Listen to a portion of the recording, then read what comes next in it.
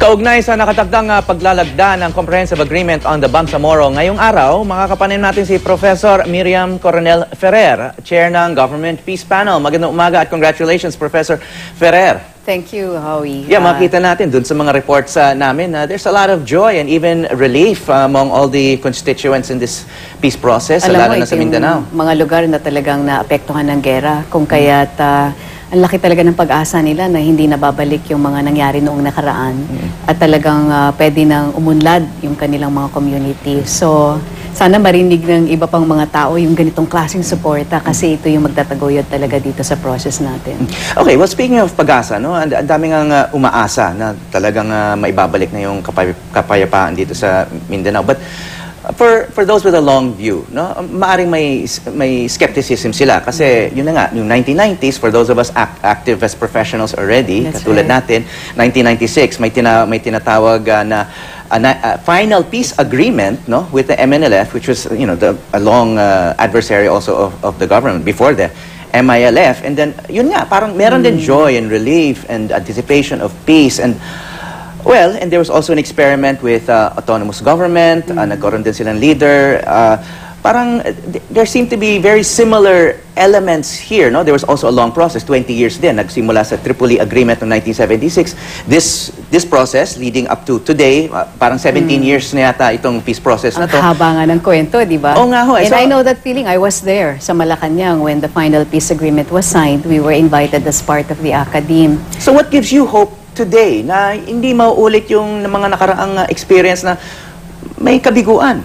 Number one, we're learning from the mistakes of the past or the weaknesses in not only with that process but with all the other processes. Alam niyo naman, ang dami natin iba't ibang grupo and CPLA, meron din tayong peace agreement with them and so on. So we're learning from that. Number two, nakita natin iba yung leadership style dito sa MILF. Kung dati-rati ay medyo personalistic yung approach ng MNLF leader, dito what we can see is a collective leadership with which some kind of may organizational integrity, which means hindi lamang isang tao ang magtatakda ng takbo dito on their end. And number three, yung ating government is completely behind this peace process, yung the primacy of the peace process.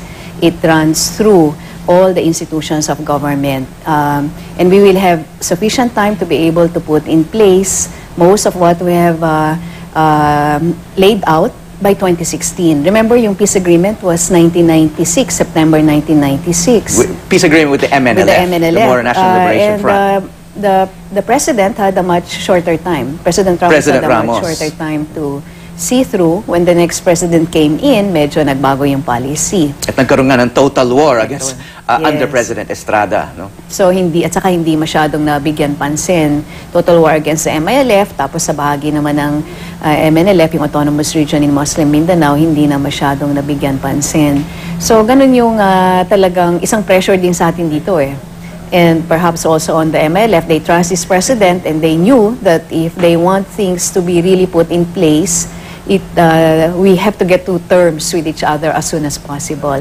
Still, it took some time, It still took some time. Yes, and there's 2 years left in this administration. Sinasabi nyo nga, si President Ramos didn't really have a lot of time to follow through on the agreement, no? Pero do you think 2 years is enough time before, I mean, next year, elections are going to be on everybody's minds, no? Well, including people in Mindanao. We're putting in place a foundation, a new institutional design, yung disenyo nitong Bangsamoro political entity. Mayroon yan maraming pagkakaibang features dito sa Autonomous Region in Muslim Mindanao ngayon. And itong institutions na to, ito yung mananatili. And the work of really strengthening these institutions, which alam naman natin, ito yung kailangan natin, di ba? That will have to continue throughout. Pero ang maganda dito, meron tayong transformation program. The MILF will remain an actor. They're already moving forward to setting up their political party, mga civic organizations nila, at nabigyan, sa habang panahon ng ating ceasefire sa kanila, nabigyan silang pagkakataon na makapag-train ng kanilang mga professionals. So meron tayong Bangsamoro Leadership Management Institute that has been working with the Development Academy of the Philippines and other international NGOs na nagbigay sa kanila ng iba't ibang klaseng training to prepare them for governance. So, talakayan lang po natin yung isang nabanggit nyo na kaibhan sa peace process na to. Sinabi nyo nga na yung partido na nasa kabila ng gobyerno ngayon, nasa kabila ninyo sa peace negotiation ay parang it's less personalistic. I think that was the word you used, no? Right. So, I guess, mas binibigyang halaga yung institution, yung kanilang organization, no?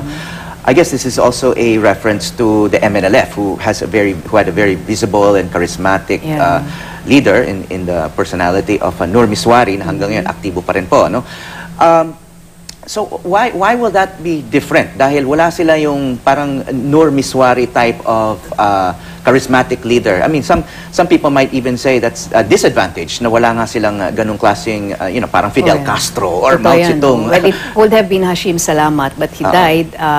Al-Haj Murad is a well-respected leader. Pero ito na, ang sinasabi nga nila, this is a legacy of Hashim Salamat, even though he had a name and also a charisma as a very religious leader. Talagang yung kanilang decision-making collective. And so they're pushing through with these practices that have been instituted. At mahalaga yun kasi ibig sabihin, kung mas democratic yung organisasyon na nakikilahok dito, we can expect na they will be able to carry their forces with them. Siyempre, hindi ganun kadali, di ba? Kasi pagdating lalo na sa mga commanders, mga military commanders, napakalaking bagay to convince them to go through this process of decommissioning, and they're still in the process of sensitizing everyone dito sa ganitong klaseng approach. But I think the will is there, the direction, the kind of a vision is there to elevate yung kanilang pakikibaka mula sa digmaan papunta dito sa larangan na to. So, yun yung maganda dito. May malinaw na vision sila, may direction sila, at maraming tumutulong sa kanila. Okay, kasi one of the biggest challenges here, of course, is peace and order. I mean, itong halimbawa, dito sa Annex on Normalization na pirmado ng dalawang partido, no, dalawang sides. Law enforcement and maintenance of peace and order in the Bangsamoro shall be the primary function of the police force for the Bangsamoro. So, will these be former members of the MILF? Itong magiging police ngayon dito sa Bangsamoro territory? Wala tayong programa na bulk integration into the police force, kamukha nung nangyari sa MNLF, where there was a set quota, 2,500 in fact, na-allocate sa MNLF. Dito, what we can imagine happening eventually, as we move from to setting up this police force for the Bangsamoro, is yung i-prepare natin yung mga qualified sa kanila. Kung meron dyan hindi pa nag-meet ng requirements, because to enter the police, you need a college degree. We can provide the CHED scholarship. But this is going to be on a programmatic basis, walang definite quota. At in the meantime, meron tayong ilang cooperative arrangements on the ground where their BF members will be working closely with our police force and the armed forces to keep the peace on the ground until they are also decommissioned. Okay, in other words, the Bangsamoro Police Force will report to the new Bangsamoro leadership, hindi sa PNP natin dito sa Camp Crame. Baka dual arrangements yan. It will be more plural or complex than that. Hindi lamang simple separate police force altogether. You know, ang sinasabi naman natin dito, the Constitution is very clear.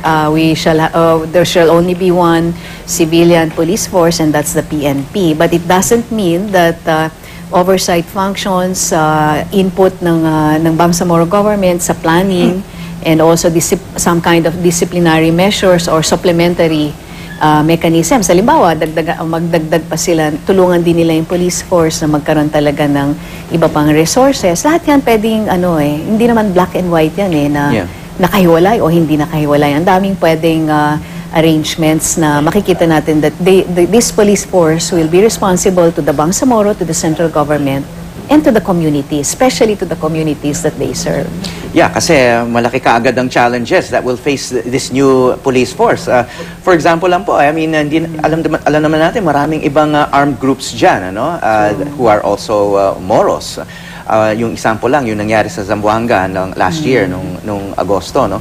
Speaking of which, ma'am, nung nagkaroon ng crisis sa Zamboanga City and, yung Nur Miswari faction of the MNLF were making their own demands. and medyo may tampos sila dahil dito sa peace process. You were at that time still talking to the MILF. We were actually scheduled to go to Kuala Lumpur on the day that the attacks happened, and we were meeting with the president, in fact, kasi yung marching orders niya bago kami lumipad sa KL, habang pumapasok yung reports nung nangyayari na nga first day nung attack, and both parties issued a statement na condemning the use of violence. So hindi talaga pwedeng tanggapin naman na nagtatampo ka, gagawa ka ng ganong klaseng karahasan sa mga civilian communities. Hindi naman katanggap-tanggap yun. Yeah, kasi nandiyan pa rin sila, no? Hindi naman nawala yung puwersa na yon. So, again, I mean, that's what the new Bangsamoro government... Pero hindi naman lahat ng MNLF kasama doon. In fact, madami hindi sumali eh. At ngayon, nawala na nga yung pinaka-leader na loyal kay Miswari. Parang malaking pagkakamali din ito sa bahagi ng MNLF na nasa pamumuno pa rin ni Nur Miswari. Okay, so today, magkakapirmahan doon sa final agreement, no? In Malacanang. But that's not the end of the paper process. Kasi magde-draft pa rin ng batas that will have to be legislated by That's Congress. Right. And then may plebisito pa. Yes, kasi yun yung process that is stipulated in our Constitution. The people who will form part of yung autonomous government would have to agree to be part and ratify yung Bangsamoro Basic Law. So what's the sequence of events now? So may pirmahan today, and then yung Transition Commission, no? Tapusin nila yung trabaho nila, yung kanilang panukalang batas, isusumiti sa Presidente. Siyempre, ang President, pag-aaralan din ito, tapos isa-certify niya yan as urgent sa ating Kongreso. Then Congress can do the process, bigyan to ng numero, di ba? First reading sa Kongreso, binibigyan siya magiging House Bill or Senate Bill number so and so yan. And then they can undertake their public hearings at pagbusisi na dun sa iba't ibang parts nung batas. And then yung plebisito yung last stage? The last will be after the law has been passed by Congress, then the plebiscite will take place not more than 3 months after. So there are still several stages to go where maaring maudlot pa itong peace process natin. Well, kaya nga binabantayan natin at saka patuloy ang ating ugnayan sa Kongreso at saka lahat ng mga may papel na gagampanan dito. Marami pa tayong kailangan gawin pagkatapos ng signing. So hindi pa tapos ang trabaho ninyo? Madami pa, lalo pang dumami. Okay, maraming salamat po at good luck. Napaka-importante yung mission ninyo. Professor Miriam Coronel Ferrer, Chair ng Government Peace Panel.